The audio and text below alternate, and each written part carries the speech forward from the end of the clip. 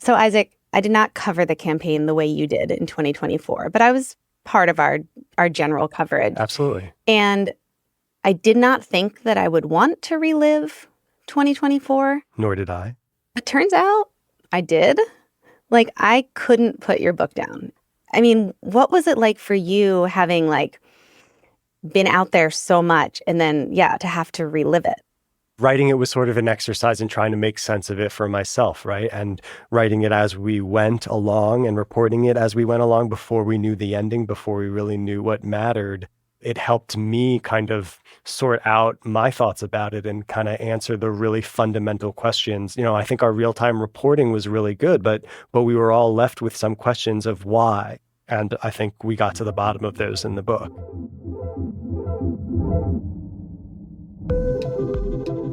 From the newsroom of The Washington Post, this is Post Reports. I'm Colby Ekowitz, politics reporter and host of Post Reports' weekly politics roundtables. It's Friday, July 11th. So we're doing something a little different this week. I'm joined by just one guest, and that is senior White House reporter here at the Post, Isaac Arndorf. Hey, Isaac. Hi, Colby. So good to be here. We're going to go deep on a new book called 2024, How Trump Retook the White House and the Democrats Lost America, which you wrote with two other former Post journalists. And it describes in cinematic detail the 2024 presidential election. I mean, Isaac, you're an expert on Trump and MAGA. You wrote another book about them. And you're going to bring us into how Trump kind of clawed his way back to victory after losing the 2020 election. And the book also takes us deep inside the Biden and the Harris campaigns and why they ultimately failed. So like we said, this book is called 2024. But you begin the story with Donald Trump in August 2022. What was Trump facing at that moment? How was he thinking about his political future? Yeah, the reason we started then was that was the moment where Trump actually decided that he was going to do this, which was not a sure thing.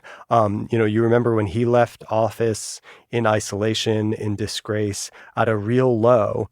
But even as he was regaining confidence and regaining his stature in the party, he would have conversations with people on the golf course, and it wasn't clear that he had really made up his mind to run. And that didn't change until the search of Mar-a-Lago.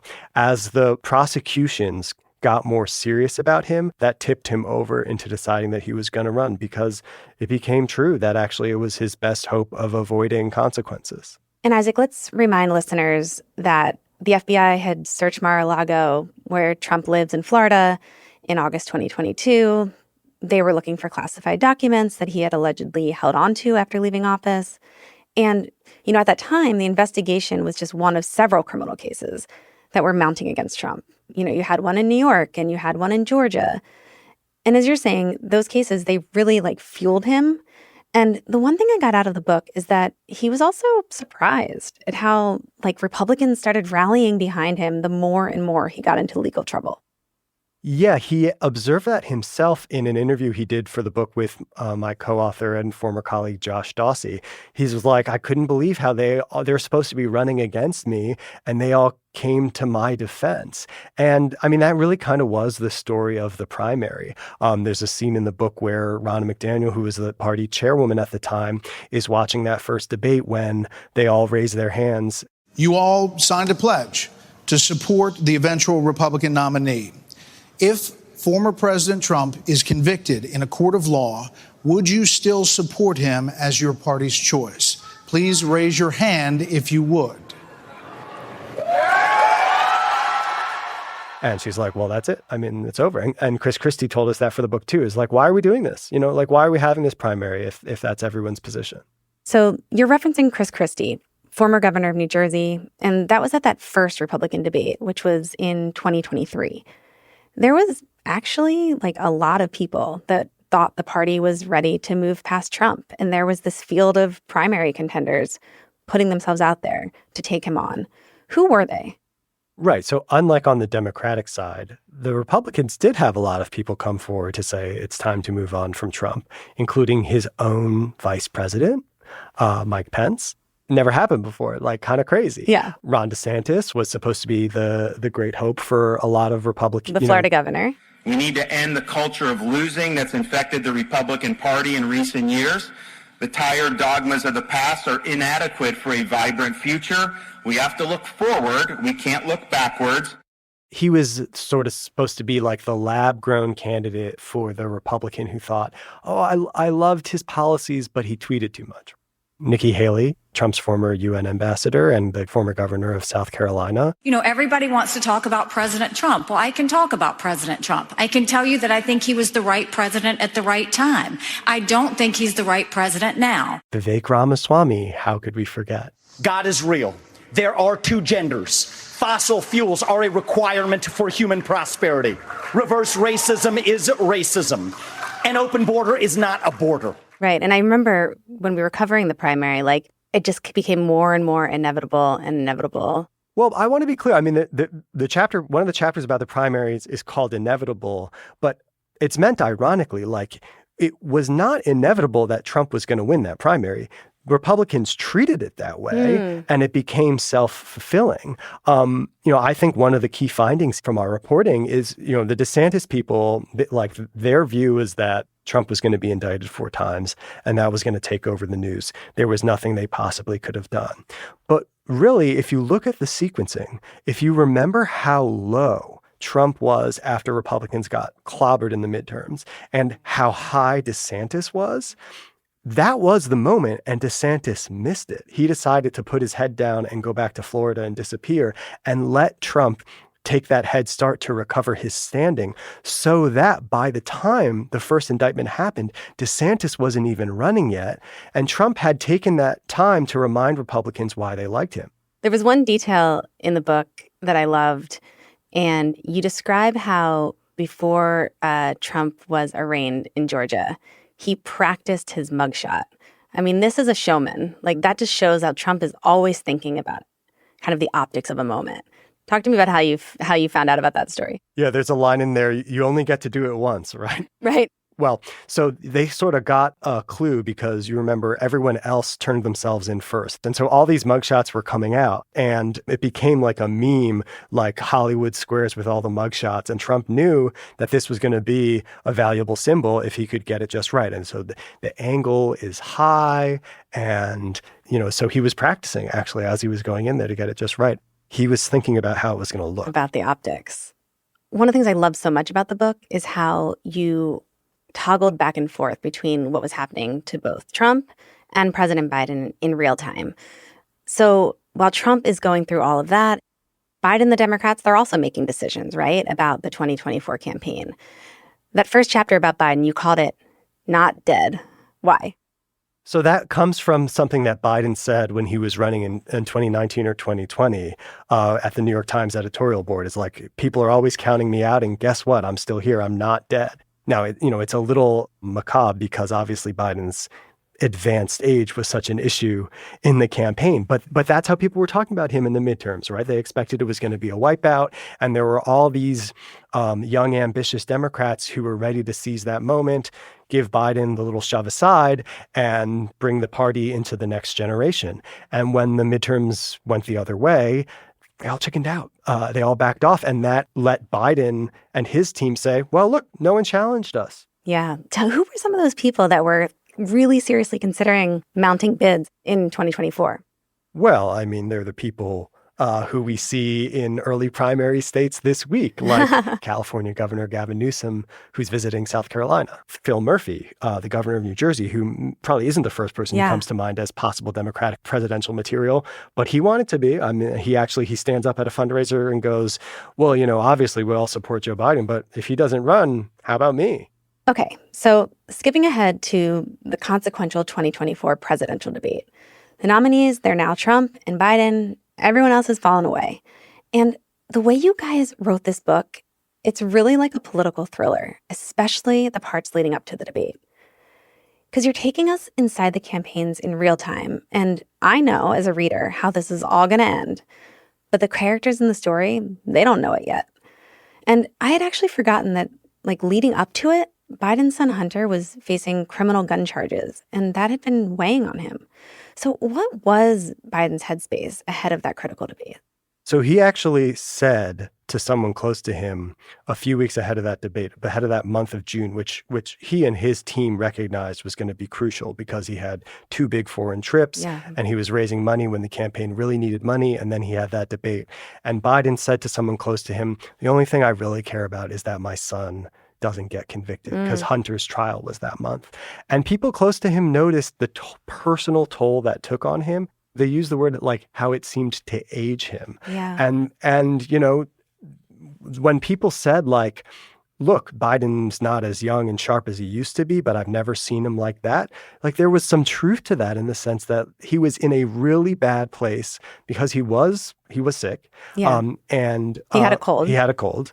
And the trial really took it out of him. I mean, it's grief, right? He had lost one son and was probably worried about, in some ways, losing another. He was convinced the reason that the Republicans were going after Hunter so hard was to make him relapse and return to drugs and alcohol, and that it would be like losing another son. Yeah. And so, you know, for all the attention that was paid during the campaign about how the criminal process affected Trump, actually the candidate who was more affected by it was Biden.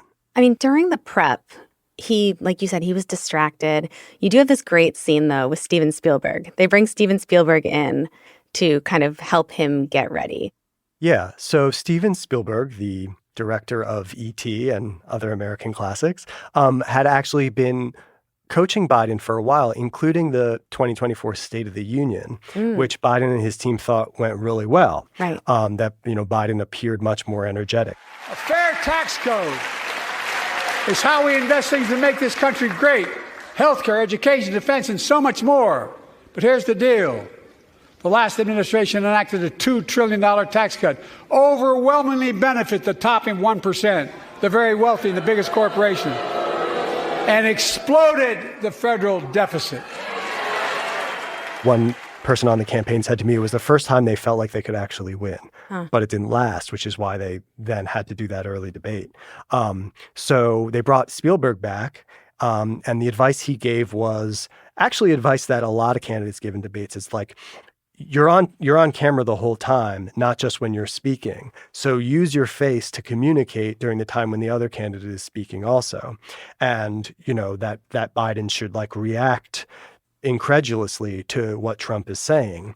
But some of the other advisors thought that wasn't a great idea, that Biden would just look confused, which I think is how it came across to most people watching. Yeah, so Biden was trying to follow the he loved that Oscar-winning director's advice, and it kind of backfired. Yes, as someone said, he clung to it like a life raft. And so he just kept making these facial expressions that people at home were like, what is he doing with his face? Right.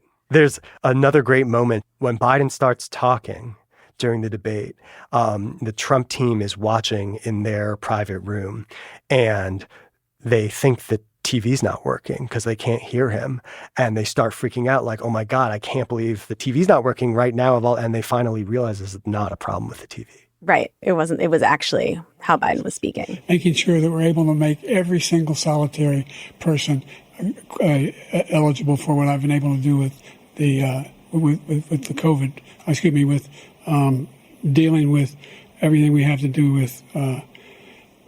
Look, if we finally beat Medicare. You know, talking about that night, I mean, I don't think it was 15 minutes in when I got a call from my editor that was like, we should probably find out what the process is if Biden drops out. You know, I was covering democracy then. So it was like, how do you replace a presidential nominee? I mean, the debate was terrible for him. What was the campaign's immediate reaction to it, though? Well, Ron Klain, who was Biden's first chief of staff and led his debate prep, stood up after that first answer and said, in words we don't use at the Washington Post, we're screwed. So, look, an F word, though, was used. Yeah. So they knew this was a problem. Also, we should be clear, like, the reason they did the early debate was the people close to Biden thought that if the American public could just see him the way that they saw him, they would be reassured. They thought that he was really up to the job, and that the problem was this political perception of his age that was in conflict with what they saw. That's not how it went. But there was no process to replace him. Like, it's not a thing. And who was it going to be? There were a lot of reservations about Harris, and it didn't seem like they had time to do a primary. The time was back in 2022 after the midterms when it didn't happen. But that didn't stop a lot of Democrats from beginning to call for him to drop out. And that chorus got louder and louder and louder. You even have this moment when President Obama comes to him and seems to suggest that he should drop out. Yeah, but it's a very delicate thing because you have to remember that Obama told Biden not to run in 2016 because he wanted Hillary. And Biden is convinced that actually he could have beaten Trump in 2016. And Obama knew that too. So he knew that if he came out and tried to pressure Biden too hard, it would backfire. And a lot of people couldn't reach him in that time period. It wasn't about hiding Biden from the world. It was actually about hiding the world from Biden. It was how tightly the people around him were managing the information that got to him. You do have the scene with Chris Coons, the Delaware senator, who's known Biden forever. And it seems like that was a moment when Biden was like, wow. Coons was like, I'll be with you, but you should probably drop out. Well, that finally comes when actually Biden is in isolation in Delaware with COVID. Right. And Hunter thought there was a way in which him catching COVID and making him stop for a second, because when you're a president, your schedule is so programmed. You're going from this thing to this thing to this thing and to this thing. And Biden, the way he's always operated was to compartmentalize. And so there was a way in which that just having to rest and stop and be by himself because he caught COVID gave him that moment to reflect and think about what he was doing and gave him the space to realize that it was time to go. There was also that, as a parent, that heartbreaking quote from Hunter where he says something to the effect of well, it would be nice to have you back. Yeah. In some ways, Hunter had the most, after Biden, on the line for him remaining president. And he never told Biden to run or not. But yes, there is that really touching line where he's basically said, I miss you. None of his advisors, no one he actually listened to, ever told him not to run. The closest they ever got was inviting him to think about the personal toll that it was taking on him and his family. And that is eventually sort of what did it. Well, let's take a quick break here. And when we come back, we'll get into how the Trump campaign scrambled to adapt to their new opponent. We'll be right back.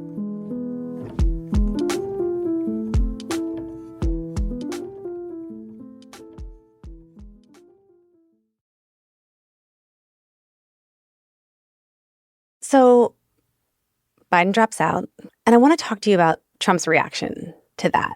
But before Biden had made that decision, something massive occurred, and you were there almost exactly a year ago. Trump was shot in Butler, Pennsylvania. How did that event change Trump and the contours of the race? I think it wasn't exactly clear at the time, actually, and it's become clearer with time. The way that Trump himself was talking about it, he kept saying, I'm not supposed to be here. I'm not supposed to be here. And it was actually in a conversation with his top advisor, Susie Wiles, that she said, well, that's God. And, Trump is not known for being a very religious person, although he obviously has a lot of support from people who are. And he seemed to connect with that for a change. And he actually started saying, God save me. And then we eventually heard that publicly. And it became a thing at the convention. But if the events of last Saturday make anything clear, it is that every single moment we have on earth is a gift from God. For people who were already on board, it really gave them almost like a supernatural feeling about something historic and momentous happening. I think there were also a lot of people who looked at that and were just kind of like, this, this is it. what else is there possibly going to be? And it kind of made them, if they were maybe thinking about Trump, it made them less shy about it. I mean, the most important person like that was actually Elon Musk, who was a reluctant Trump supporter, so reluctant that even though he was spending a lot of money to help Trump get elected, he wouldn't give it to the campaign. He didn't trust the campaign. He was spending it himself. And it was after the assassination attempt that he actually endorsed Trump, became very enthusiastic about supporting Trump. You know, Isaac, thinking back to the craziness of last summer, and despite the shooting, the Trump campaign, they were riding high. He felt like he had the race in the bag. But then, as we alluded, Biden drops out, and that's just days after the Republican National Convention. And he almost immediately throws his support behind Harris, his vice president. And she quickly becomes the Democrats' new nominee. How did Trump take that? Yeah, he was more than annoyed. I mean, he was really dispirited. He felt like he had won. This was supposed to be over, and now he had to start from scratch. And he took it out on his own advisors because they had encouraged him to do the early debate. They had told him Biden wasn't going to go anywhere. It wasn't going to backfire. And so that made him question their advice. And he came very, very close to blowing up the team, which had been running very smoothly with a lot less drama than Trump campaigns are used to. And when he got into such a funk in August that he really put it right up until the edge where the wheels were coming off that campaign.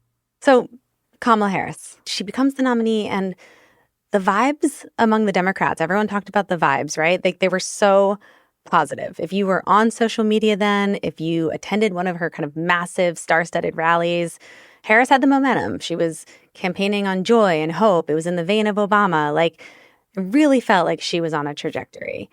But what's so fascinating about the book is that the reality was very different behind the scenes. What was going on behind the scenes, and where was Harris's team falling short? I think those vibes, which turned out to be vapors, like took Harris all the way to the end, to the point that she didn't write a concession speech, right? Like, it didn't feel like a losing campaign, and they did not think that they were going to lose. But what the data people on both campaigns, Trump side and the Harris side, figured out pretty quickly was that surge of enthusiasm for Harris was coming from people who should have already been there, right? And they just really weren't on board with Biden. Those were Democratic voters coming out of hiding, coming home. She was not making inroads with the swing voters who she needed to win. And they never had her up. They never had her winning. It was close, but they never had her winning. The internal pollsters didn't have her winning, you're saying? The Harris internals, right? Because I feel like there were like news organization polls that had her up. She was up a little bit in the public polls, but not nearly enough. You know, the national polls were not nearly enough. If you know that the swing states are to the right of the national polls, the national polls were nowhere near where they needed to be. Part of what I found was so interesting about the ways that the different ways that campaigns approached it is like, Trump was talking about winning New York, right? Like, and people are like, you laugh at it, right? Yeah. But what they did was they imagined a landslide and came back to Earth, right? They shot for the stars and landed on the moon. The Democrats were like aiming for just enough to get over the top, and they didn't quite get there, right? Whereas did the Republicans win a majority of black men? Not even close. Right. But did they win over enough black men to matter? Yes, absolutely. They reimagined the entire electorate and their coalition in a way that got them well over the finish line. And honestly, and this is what the Democrats are still dealing with now, puts the Democrats in a position where they have no idea which direction to go. Yeah, what is their coalition now? Right. So in the end, we all know how it ended. Trump wins. And you have this quote from him on election night after it's become clear that he has won. And he says, quote, "If we'd been in office for the last 4 years, we'd be getting ready to leave right now. We'd be kind of sad, and they'd be rid of us. But we're just getting started." And to me, that quote just really underscores how much Trump's second presidential victory was like a fresh start for him.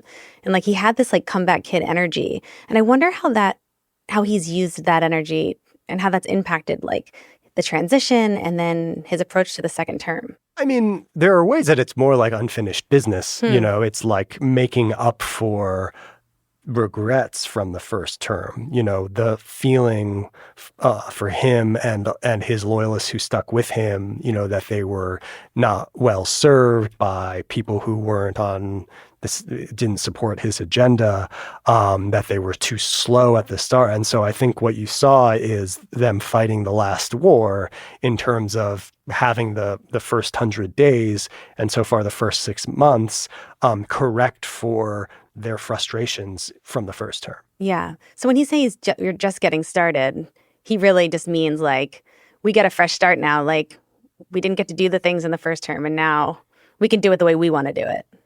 He's thinking, I mean, it's sort of the private version of what he often said at his rallies is like, they thought they'd beat us and we were done. But if we do it this way, where they stole the election from us, again, this is how he describes it. They stole the election, then we come back and win. Like, that's going to be even better, even more historic. I mean, Isaac, the access you guys had for this book was incredible. And at several points, you noted that you actually sat down with Trump to interview him for this. You did not interview Biden, but you did try to reach him. What happened when you guys reached out to President Biden? So this was my co-author, Tyler Page, and our former colleague, Tyler Pager, who, you know, like you said, we interviewed Trump. We wanted to interview Biden and Harris. Harris declined. Biden's team also declined. Their explanation was that Biden was writing his own memoir, so cooperating with our book would conflict with that. But Tyler managed to get the former president, he was out of office by that time, managed to get the former president's number and called him, and Biden called back. And when he actually asked Biden to do the interview, Biden sounded into it. And his aides freaked out and changed his number. But he does get Biden to answer a question or two before Biden kind of abruptly hangs up. And as far as I know, it's the first comments that Biden has made on his successor. What does he say about Trump? It was. He basically said he had nothing good to say about anything that Trump was doing. This was back in March. And also that he wasn't spending time on regrets. It shows, though, like he's still pretty like cocooned in this protective bubble to this day that he was in during the campaign. Right. And that said a lot about why he ended up running again and why it took him so long to drop out after the debate. So we're now a few months into Trump's second term. It feels like so much has already happened since the election in November. Some of the people you mentioned in the book, like Tesla CEO, former Trump advisor Elon Musk, who you describe in the book as never leaving Trump's side, is already out of the administration and not in Trump's good graces anymore. What insights, writing this book, did it give you for now kind of covering his second time in the White House? Trump won this race doing it his way. There's a point where people are telling him, don't attack Harris's gender, don't attack Harris's race. Focus on policy, don't focus on the personal attacks. And he said, I have to do it my way. He ran by saying he was going to impose lots of tariffs and he was going to deport millions of people and he was going to pardon all the January 6th defendants. And he won. So he takes that to mean that's what he's going to do. Yeah. And he's governed that way. And he owns the consequences of that. And I do think that the voters will hold him accountable for the promises that he made and the consequences that they have. Isaac, congrats on this book. And thank you so much for coming on. Thank you so much for having me. It's so fun to be here.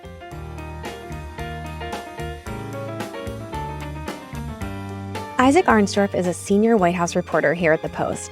He's also a co-author of the new book, 2024, How Trump Retook the White House and the Democrats Lost America.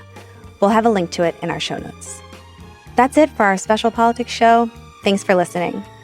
Today's episode was produced by Arjun Singh and mixed by Sean Carter. It was edited by Laura Benchoff.